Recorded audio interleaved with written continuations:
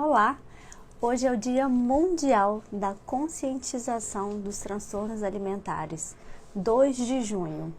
Então, abri essa live aqui para falar com vocês sobre esses problemas que tem acontecido com as crianças que têm transtornos alimentares.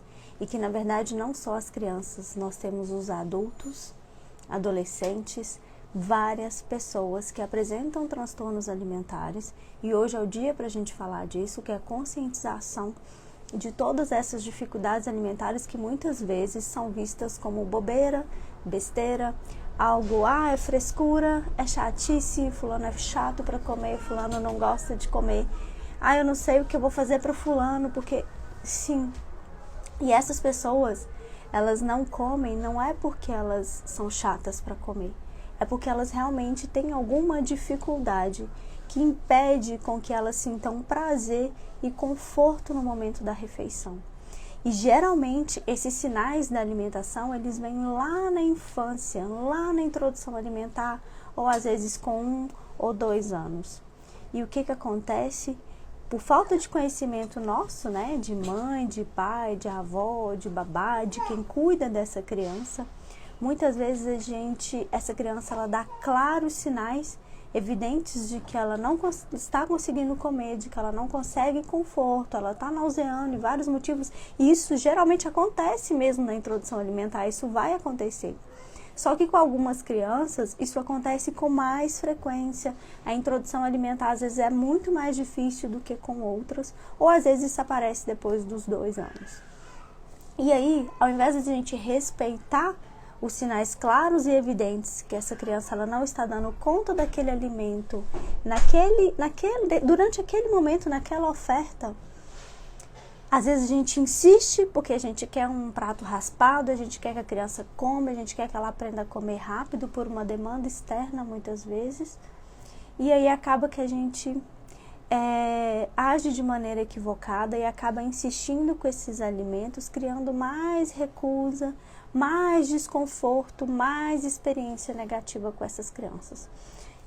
Eu até fiz um remix recentemente de uma bebezinha que teve uma grande repercussão, na verdade, e ela dava sinais claros de recusa, e na verdade quando a criança dá um sinal de recusa, não quer dizer que a gente vai desistir e a gente não vai ofertar mais. Não é isso, é a gente acolher o não dessa criança, porque não é não para a criança, para o adulto, para quem quer que seja. Então, aquele momento que ela dá os claros sinais evidentes de que ela não quer algo, que ela recusa, que ela vira o rosto, que ela fecha a boquinha, que ela faz ânsia de vômito, ou diversas outras formas que a criança tem de dizer que ela não quer, cabe a nós respeitar isso e não ficar insistindo naquele momento. Quando é que a gente vai insistir? Em outro momento, em outro horário, em outra circunstância. Às vezes tirar do cadeirão e colocar no nosso colo já aumenta a aceitação da criança. Então é criar o ambiente, a maneira com que eu vou conseguir um sim dessa criança. E não insistir com sim quando ela está dizendo claramente pra gente que ela não quer, que ela não está dando conta, que está extremamente desconfortável. E obviamente que isso vai ser diferente de quando a gente está ofertando uma medicação, por exemplo, que às vezes a gente vai ter que dar algumas recompensas, a gente vai ter que extrapolar alguns limites mesmo. Mas a gente está ensinando para o nosso bebê, para a nossa criança, para o próprio adolescente, que comer pode ser prazeroso, que comer é bom. A gente não tem que pensar em alimentação somente no viés nutricional, mas também no viés social, do conforto, do prazer que aquele alimento causa na gente. Então a gente precisa olhar para isso, não achar que isso é frescura e simplesmente dando alta, nós que somos profissionais, Se essa família buscou a gente, é porque ela está tendo dificuldades com esse processo da alimentação do filho dela. E de alguma maneira cabe a nós buscar ajuda, buscar conhecimento, buscar uma supervisão, o que quer que seja, para a gente poder acolher e ajudar essa família.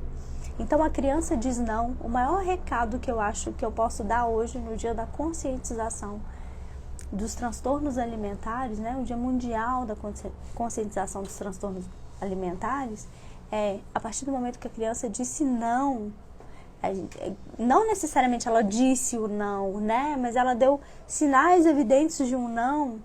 A gente para, a gente respira, a gente talvez inventa uma outra maneira, a gente pica esse alimento de uma maneira diferente, a gente faz uma oferta diferente, mas a gente respeita esse não, a gente escuta esse não, a gente acolhe esse não e tá tudo bem.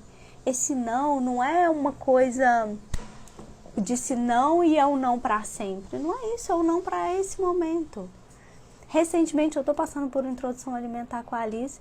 Inicialmente ela não gostava do mamão, ela chegava a fazer náusea. Eu simplesmente parava de ofertar o mamão.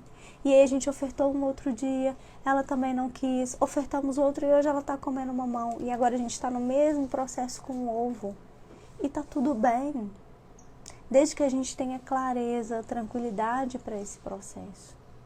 E nós, como mães, como os pais, cabe a nós buscar,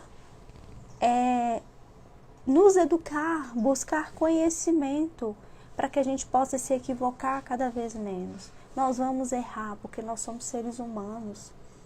E o que faz uma pessoa má ou boa, não é errar ou não errar, porque a gente erra o tempo inteiro. Só que quando a gente percebe o nosso erro, quando a gente percebe que a gente pode ser diferente, quando a gente respeita o outro, a gente consegue fazer isso de uma maneira muito mais leve, com menos culpa, né? De uma maneira mais fácil, tá?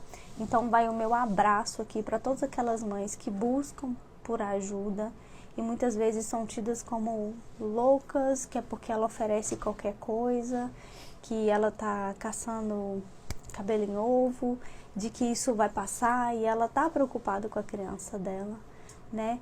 Por aquelas mães que precisam ser acolhidas, que as pessoas julgam o tempo inteiro. Então vai aqui o meu abraço de uma mãe de uma criança seletiva, vai o meu abraço de uma terapeuta ocupacional que trabalha com crianças que têm seletividade alimentar e de uma professora que dá cursos tanto para pais quanto para profissionais de transtornos alimentares. Então, um beijo e eu estou aqui para compartilhar informação, para a gente conversar e crescer junto, porque é algo que está recente, né? É muita coisa, são muitos pensamentos, muitas ideias que a gente ainda precisa trocar, que a gente precisa mudar, que a gente precisa alertar e não é fácil, né? Uma mudança de paradigma nunca é fácil, mas ela é construída em conjunto, em sociedade, em comunidade. E é por isso que eu tô aqui. Então, tchau, tchau.